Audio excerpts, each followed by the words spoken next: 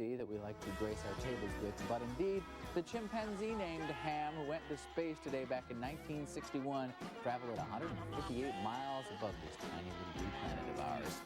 And we have got some real cutie patooties in the studio. My goodness, Dewey. Well, women's groups of scrapbooking and recipes and quilting are being replaced by poker nights, fantasy leagues, and golf outings for men.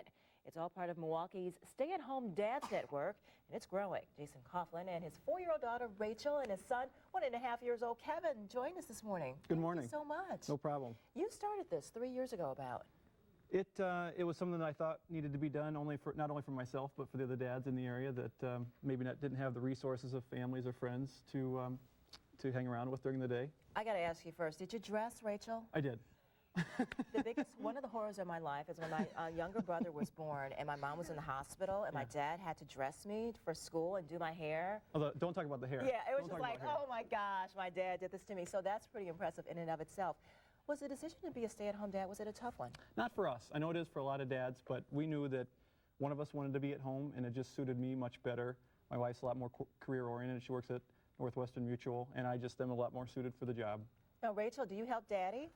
Yes, with Kevin, I do. You do? You help him? Yeah, because sometimes it can be a big job there. I love mice, don't I? Yeah, you do. You're adorable.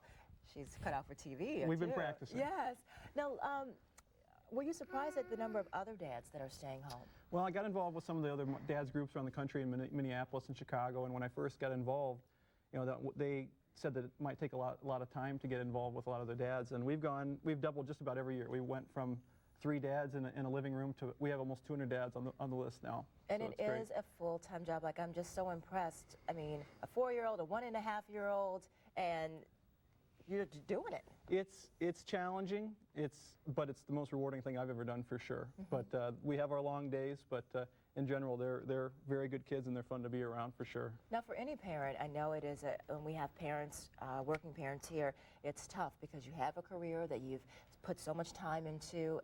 Were you worried, or do you still worry that you will be so far removed that when the time comes to go back to work, you've lost something? I'm not planning on going back to work ever. I mean, I'll probably be doing something to make some money at some point, but I'm not planning on working a regular job the rest of my life if I can avoid it. But I do worry about my wife a lot. I think and obviously is that hard? Does she feel like she's missing out because you get to stay home with the kids and you get to see all the moments? I don't think it's easy to not feel that way as a working mom.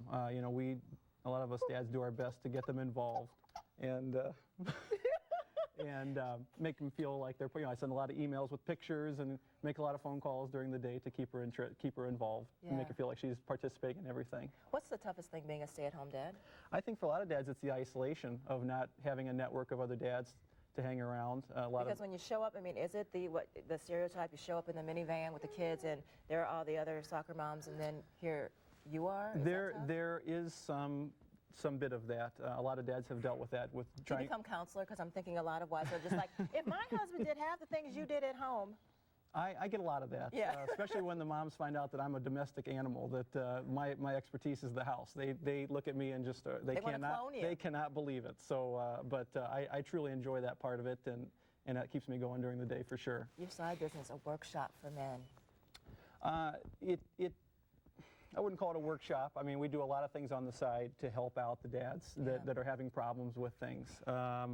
There's a national organization for the dads. They have a national convention every year that is well attended from dads all over the country. And there are dads, again, that are not in as good a light, that were either forced into the job or are not home by choice. And that's a difficult position to be in. Yeah. Absolutely. Jason, thank you so much for being here. Thank you for having us. Thank you, Kevin. You're adorable. I said his eyelashes are just, they're so long and luscious, and he's a boy. And Rachel, thank you. And we'll have a link to how you can find out more about Jason's group. Kevin's got a group too. We'll find out about all that. Nicole. I need to find myself a domestic animal. Did you hear that? Yeah, all right. Thank you very much. Coming up still on Wake Up, Machine Shot. We've got a chef in the house, and he's about to show you how to make something that they call 9 layers of goodness dip.